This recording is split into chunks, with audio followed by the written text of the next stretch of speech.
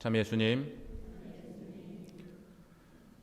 제1독서에서 이스라엘의 임금인 사울은 자기보다 인기가 많았던 다윗을 질투하여 그를 죽이기 위해 정예 요원 3,000명을 이끌고 추격합니다. 엔게디라는 광야에 이르렀을 때 사울은 어느 동굴에서 볼일을 보게 되었는데 하필 그 동굴에는 다윗과 그 일행이 숨어 있었습니다. 다윗이 몰래 다가가 뒤에서 사울의 겉옷자락을 자릅니다. 동굴에서 나온 사울이 길을 가고 있는데 다윗은 멀리서 사울을 부르고는 자기가 자른 옷자락을 보여주며 말합니다. 제게 당신을 죽일 기회가 있었지만 당신을 살려주었습니다. 그런데 당신은 왜 저를 죽이려고 합니까? 그러자 사울은 내가 나보다 의로운 사람이다. 너야말로 반드시 임금이 될 사람이라는 것을 이제 알겠다 라고 답합니다. 이 이야기의 교훈은 무엇일까요? 첫째, 아무 데서나 똥을 싸서는 안 된다는 것입니다. 둘째, 자기가 싼 똥은 자기가 치우고 가야 한다는 것입니다. 다윗의 부하들이 사울을 죽이자고 다윗에게 말하는데 자기가 살고 있는 데다가 자기들이 살고 있는 데다가 똥을 싸놓고 가니까 죽이자고 했던 게 아닐까요? 다윗이 사울의 겉옷자락을 자른 것은 상징적인데요. 사울이 입고 있던 왕의 의복이 다윗에게 넘어간다는 것, 즉 사울의 왕권이 다윗에게 넘어간다는 것을 의미합니다. 율법에는 겉옷자락 네 귀퉁이에 술을 만들고 자주새 끈을 달아 그것을 볼 때마다 주님의 계명을 기억하여 실천하라는 그러한 계명이 있는데요. 귀퉁이가 잘린 사울의 옷은 이 율법에 맞지 않는 옷이 되어버렸습니다. 따라서 사울은 더 이상 분명한 왕의 상징 옷을 입을 수 없는 상태가 된 것입니다. 다윗은 사울을 죽이자는 부하들을 만류하는데요. 그 이유는 사울이 주님의 기름 부음 받은 이이기 때문이었습니다. 주님의 기름 부음을 하찮게 여긴 사울과 달리 그것을 귀하게 여긴 다윗에게 왕권이 넘어갈 수밖에 없다는 것을 사무엘기는 말하고 있습니다. 사울은 자신을 아버지요 주군이라고 부르는 다윗을 아들이라고 부르면서 내가 너를 나쁘게 대하였는데도 너는 나를 좋게 대하였다라고 말하며 이제야 나는 너야말로 반드시 임금이 될 사람이라는 것을 알게 되었다. 이스라엘 왕국은 너의 손에서 일어설 것이다 라고 말합니다. 사울은 이 말을 지킬까요? 아니죠. 사람은 고쳐 쓰는 게 아니다라는 말이 있는데요. 26장에서 사울은 또다시 다윗을 죽이기 위해 3,000명을 뽑아 추격합니다. 2차 계엄이죠.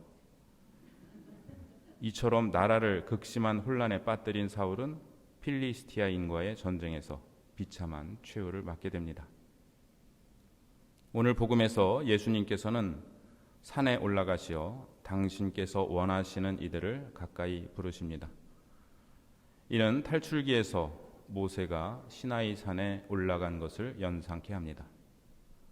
하나님께서는 이 산에서 당신의 법을 주시고 12지파를 당신 백성으로 삼으십니다. 예수님께서는 12지파의 상징인 12사도를 뽑으심으로써 이제 모세가 하였던 일을 완성하실 분이 바로 당신이심을 드러내십니다. 예수님께서 12사도를 뽑으신 이유는 세 가지인데요. 첫째, 당신과 함께 지내게 하시려고. 둘째, 그들을 파견하시어 복음을 선포하게 하시기 위해. 셋째, 마귀들을 쫓아내는 권한을 가지게 하시기 위해서입니다. 주님께서 우리를 부르신 첫 번째 이유는 당신과 함께 있게 하시기 위해서입니다. 우리는 하느님의 일을 한다고 하면서 실은 자기 일을 하고 있을 때가 많이 있는데요. 일을 많이 하려 하기보다 우선 내가 주님과 함께 있는지를 먼저 살펴야 합니다. 둘째로 주님은 복음을 선포하라고 우리를 파견하십니다. 이 복음은 하느님의 다스리심이 가까이 왔다는 내용이며 이를 위해 사랑과 기쁨, 정의와 평화, 생태보호, 용서와 화해, 가난한 이를 위한 우선적 선택을 살아가는 것입니다. 셋째로 주님께서는 마귀를 쫓아내는 권한을 가지게 하시려고 우리를 부르십니다. 마귀는 복음과 반대되는 가치를 퍼뜨립니다. 공동체를 분열시키고 가짜 뉴스를 퍼뜨리고 사람이나 재화를 독점하고 싸움과 전쟁을 부추기고 생태를 파괴하는 일 모두 마귀가 하는 짓입니다. 우리는 이 마귀를 쫓아내기 위해 싸워야 합니다. 사울은 주님의 자비와 다윗의 용서를 체험하고도 또다시 시기와 질투의 동굴로 들어갔습니다. 그는 결국 변화 대신 파멸을 선택했습니다. 우리는 사울처럼 완고함의 길을 걸을 것인지 사도들처럼 변화의 길을 걸을 것인지 선택해야 합니다. 사도들은 나약하고 결점이 많았지만 자신의 허물을 마주했을 때마다 다시 주님께로 돌아왔고 마침내 주님을 위해 목숨을 바치는 사람들로 거듭나게 됩니다. 그러나 완고함이 자신을 지배해버린 유다만은 사울과 같은 길을 가게 됩니다. 날마다 주님은 우리를 당신의 산으로 부르시고 오늘도 우리는 주님의 산인 이 성전에 와 있습니다. 당신과 함께 있자는 부르심에 응답하여 우리는 예수님과 함께 있음의 절정인 영성체를 통해 주님을 내 안에 모시고 예수님께서 하신 일을 이어받아 수행하기 위해 파견됩니다. 주님께서는 우리를 부르시기 이전에 먼저 우리를 원하셨습니다. 이 원하심에 감사드립니다.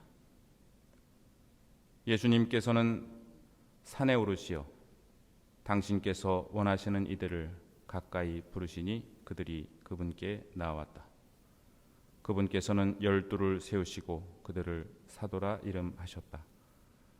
그들을 당신과 함께 지내게 하시고 그들을 파견하시어 복음을 선포하게 하시며 마귀들을 쫓아내는 권한을 가지게 하시려는 것이었다.